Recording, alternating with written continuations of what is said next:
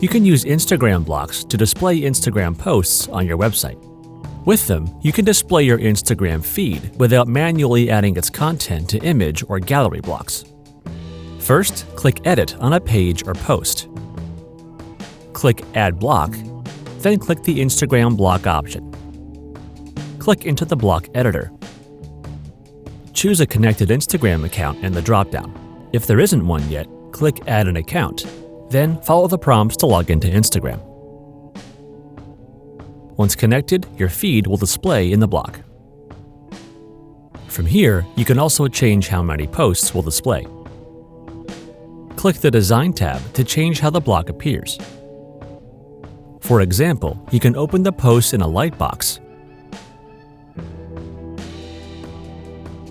change the image padding, or the entire block layout. With Fluid Engine, you can resize and reposition the block on the page and layer it with other blocks.